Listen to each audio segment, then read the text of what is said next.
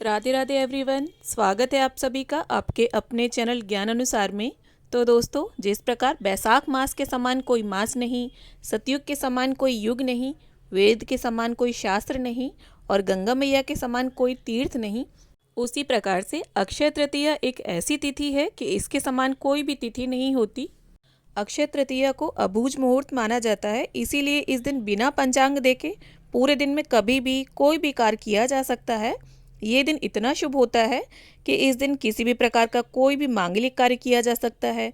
कोई भी अगर प्रॉपर्टी इत्यादि आप खरीदना चाहते हैं, वाहन खरीदना चाहते हैं या सोना चांदी या किसी भी प्रकार की कोई महंगी धातु आप खरीदना चाहते हैं, तो उसे आप आज के दिन खरीद सकते हैं। या कोई भी मांगलिक कार्य अगर आप करना चाहते हैं, विवाह, गृह प्रवेश, मुंडन संस्कार, तो ये सभी कार्य आप बिना मुहूर्त दिखाए आज के दिन कर सकते हैं। अक्षय तृतीया का पूरा दिन बहुत शुभ होता है और ख़रीदारी करते समय आप केवल राहु काल में ख़रीदारी ना करें, उसका समय भी मैं आपको बता दूंगी। और साथ ही आप अक्षय तृतीया की पूजा विधि भी स्क्रीन पर देखते चलें। और इसके साथ अक्षय तृतीया पर हमें क्या करना चाहिए, क्या नहीं करना चाहिए, किन चीज़ों का दान करना चाहिए, अक्षय तृतीया का महत्व इतना अधिक क्यों है और अक्षय तृतीया की पूजा का शुभ मुहूर्त क्या रहेगा, सोना या चांदी खरीदने के लिए क्या शुभ मुहूर्त रहेगा, और इसके साथ ही लक्ष्मी प्राप्ति के लिए अक्षय तृतीया पर हमें ऐसा कौन सा उपाय करना चाहिए जिससे लक्ष्मी जी का हमारे घर पर स्थायी निवास हो, तो ये संपूर्ण जानकारी आपको आज इस वीडियो में मिलने वाली है। तो दोस्तों, अक्षय तृतीया के दिन किए गए कर्म का जो अक्षय फल है वो हमें जन्म जन्मांतर तक प्राप्त होता है। अक्षय तृतीया का जो दिन होता है वो बहुत ही ज़्यादा शुभ और मंगलकारी होता है, क्योंकि इस दिन भगवान विष्णु के छठे अवतार परशुराम जी की जयंती मनाई जाती है। हयग्रीव अवतार भी इसी दिन हुआ था और आज के दिन ही बद्रीनाथ धाम के कपाट भी खुलते हैं। और आज के दिन ही भगवान विष्णु के चरणों से धरती पर गंगा जी अवतरित हुई थी। और वृंदावन में भी बांके बिहारी जी के चरणों के दर्शन पूरे वर्ष में अक्षय तृतीया की तिथि पर ही कराए जाते हैं। तो दोस्तों, अक्षय तृतीया के दिन स्नान, दान, जप, तप, श्राद्ध और अनुष्ठान का बहुत अधिक महत्व है। तो इस प्रकार से अक्षय तृतीया पर हमें अच्छे कर्म ही करने चाहिए। इस दिन अगर संभव हो तो किसी पवित्र नदी में स्नान करें और संभव ना हो तो स्नान के जल में गंगा जल मिक्स करके स्नान इत्यादि करके और आप इस पूजन को करें। यहाँ पर आप देख सकते हैं अक्षय तृतीया के दिन लक्ष्मी नारायण जी की पूजा का विशेष महत्व होता है, क्योंकि देखिए लक्ष्मी जी का पूजन कभी भी अकेले नहीं किया जाता, या तो गणपति जी के साथ या फिर श्रीहरि विष्णु जी के साथ उनका पूजन किया जाता है। और देखिए लक्ष्मी जी जिन कार्यों से प्रसन्न होती हैं वो सभी कार्य आपको आज के दिन अवश्य करने चाहिए।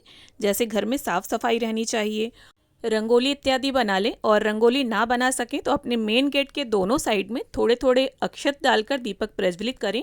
और ये जो दीपक हैं ये आप देखिए या तो ब्रह्म मुहूर्त में प्रज्वलित करें या फिर शाम के समय।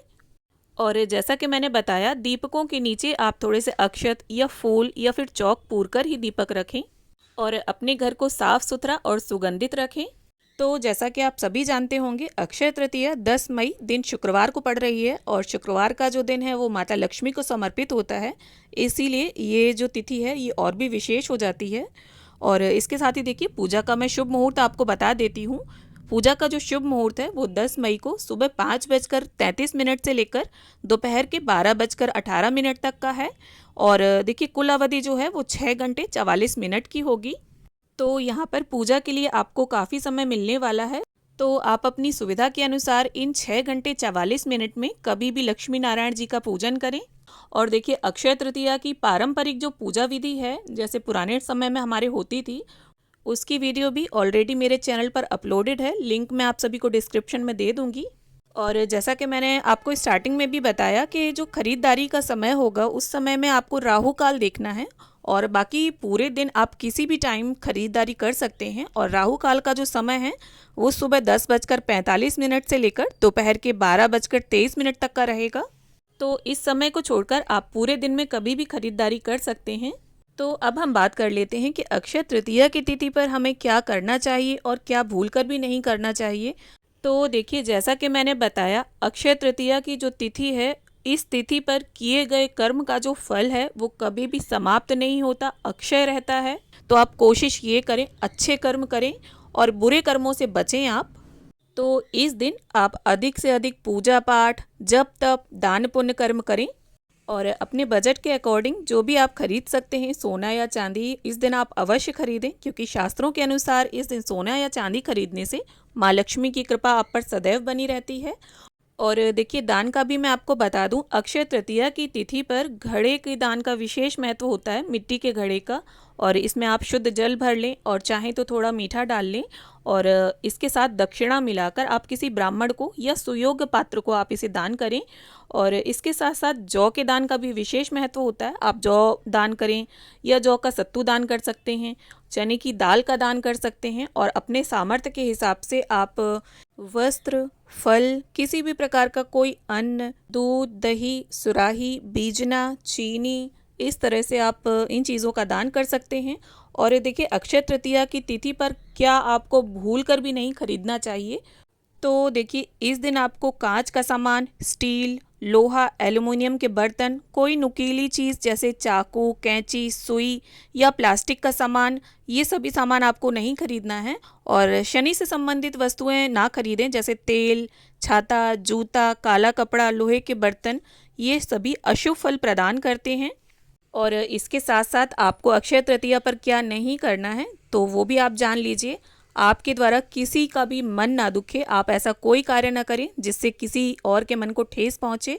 और स्वार्थ निहित कार्य आपको करना है। किसी भी प्रकार की चोरी, डकैती ये ना करें, आप क्रोध ना करें, किसी की निंदा चुगली ना करें।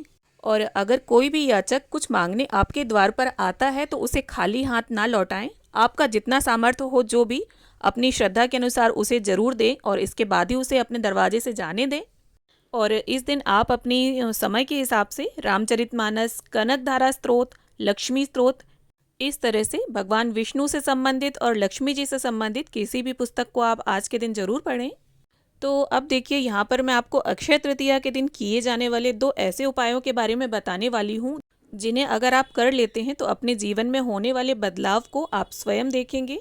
तो यहाँ पर पहला उपाय जो है उसमें आपको अक्षय तृतीया की तिथि पर धनिया खरीद कर लाना है। जैसे देखिए धनतेरस पर भी हम धनिया खरीदते हैं और जैसा कि आप सभी जानते होंगे अक्षय तृतीया को गर्मियों की धनतेरस भी कहा जाता है। तो आपको धनिया लाना है और पूजा में उसे रखना है और पूजा करने के बाद आपको वो धनिया अपने घर के किसी भी गमले में गाड़ देना है। इससे लक्ष्मी जी का आपके घर पर स्थायी निवास रहेगा। दूसरे उपाय में आपको गन्ने के रस से शिव जी का अभिषेक करना है और लक्ष्मी जी की अगर मूर्ति है आपके पास, साथ ही विष्णु भगवान की भी अगर धातु की मूर्तियां हैं तो विष्णु भगवान और माता लक्ष्मी का भी आप गन्ने के रस से अभिषेक कराएं। यदि आप ऐसा करते हैं तो माता लक्ष्मी आपसे अति प्रसन्न होती हैं और आपके घर पर स्थायी निवास करती हैं। If you like the video then like, share and subscribe.